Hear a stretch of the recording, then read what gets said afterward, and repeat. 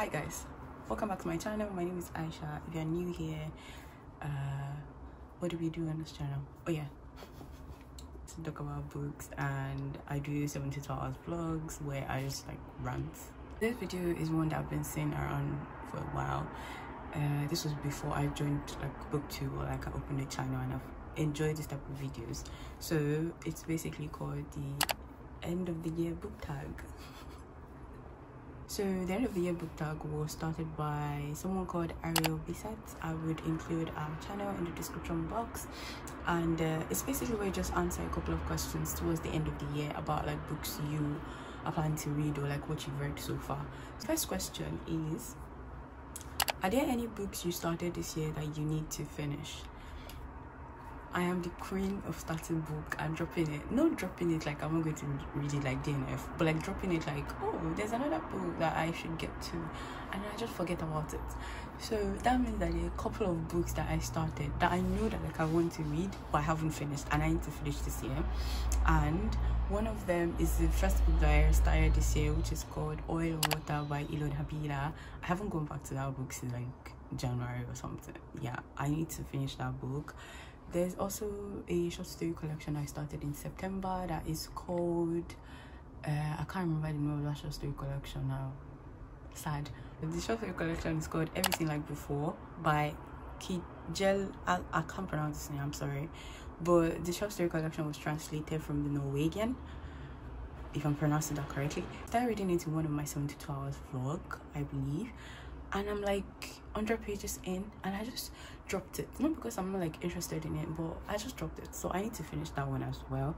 There was also a book that I started that I know I'm going to enjoy, but I haven't just gone back to it. It's Room to Dream by Kelly Young. It's the third book in the Front Desk series, so I need to finish that as well. I also need to finish The House of Rust by Khadija, Abdalla, bajaber. I started reading this book in the video of my first reading date, and I haven't gone back to it since July, so I need to read that as well. But yeah, those are the books that I need to finish before the end of the year. See that there are plenty. And I've decided I'll probably like just dedicate December to them, because I have a few days off work in December, like a week or 2 weeks. So I'll probably just like dedicate myself to that if I don't get distracted by K-dramas. So the next question is, do you have an autumnal book to transition into the end of the year? I am not sure how people like base books based on like seasons. I don't know how to do it.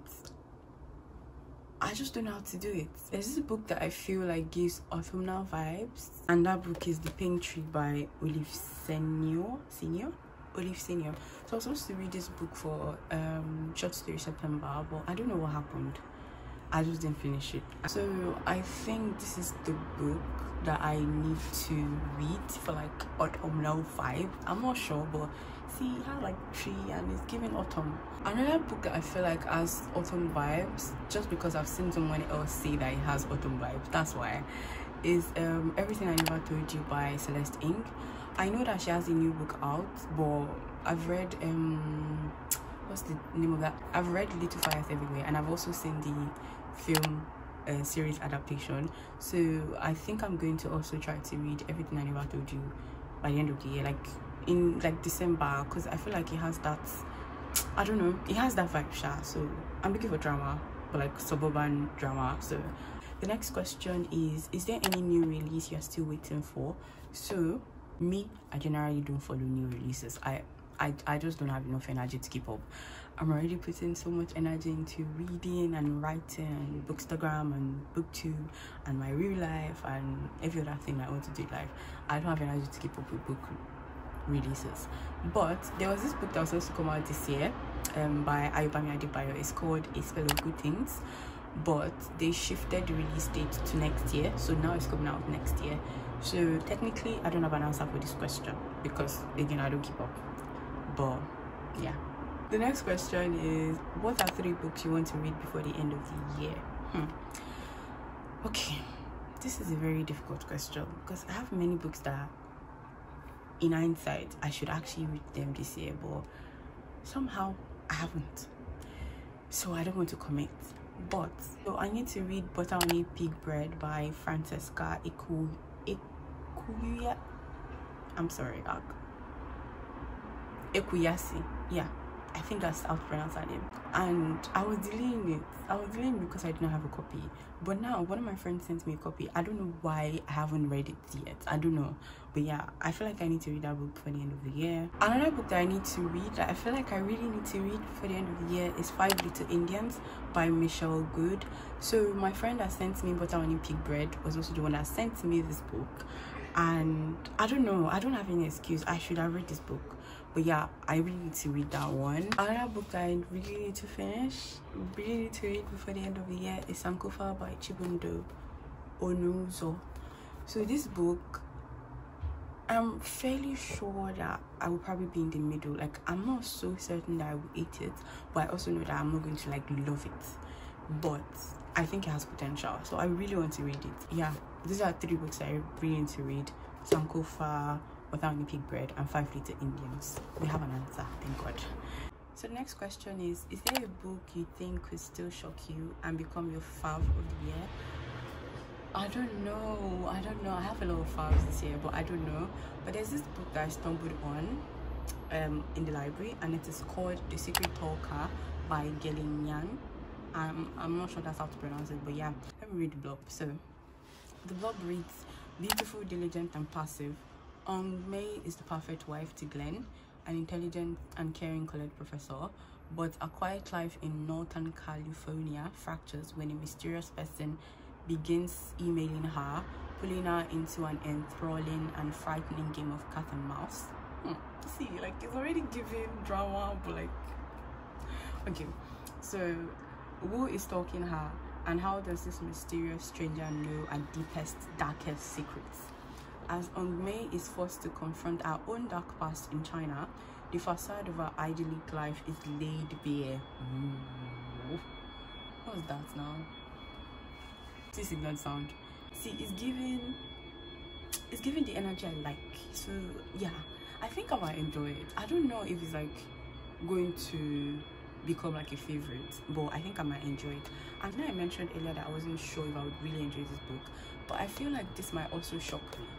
So I'm going to put it between The Secret Talker and Sankofa, just to weigh things out. The last question is, have you started making reading plans for 2023?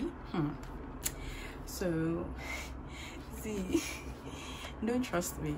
Don't trust me, because I don't know how my life is going to look like in 2023, and I do not like making a lot of plans for the next year, like a time that I don't know what's going to happen. But definitely I'm going to also keep my reading goal to 52 books in a year, inshallah. So obviously, like, I would aim to go way above that, but to keep the pressure minimal, I'm going to keep it at 52 books. Because see, now this year I've already passed 52 books like by 10 books, I think. Yeah, but like 10 books, so that's good. And I'm also looking to explore classics.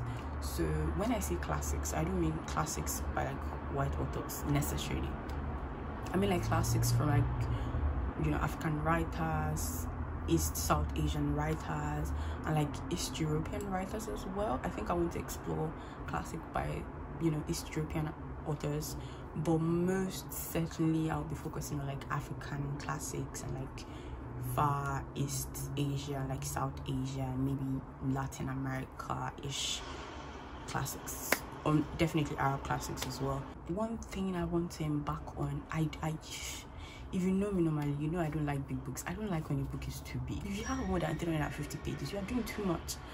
But I think I'm going to want to explore books that are bigger, because I've tried this year. I've read like a couple of books way above 350 pages, so that's really good. But yeah, one other thing I'm also planning on keeping is my book buying ban. So I've been on the book buying ban relatively for like 3-4 years now. And the last time I bought a book, like properly bought a book, was in 2019. But then I bought 2 books for £2.50 in December 2021, if I'm not mistaken, or like November, I'm not sure. I want to still stick to my book buying ban, and because I'm not really getting a lot of asks as much. I don't have the energy to keep up with asks anymore, except I'm like really interested in them.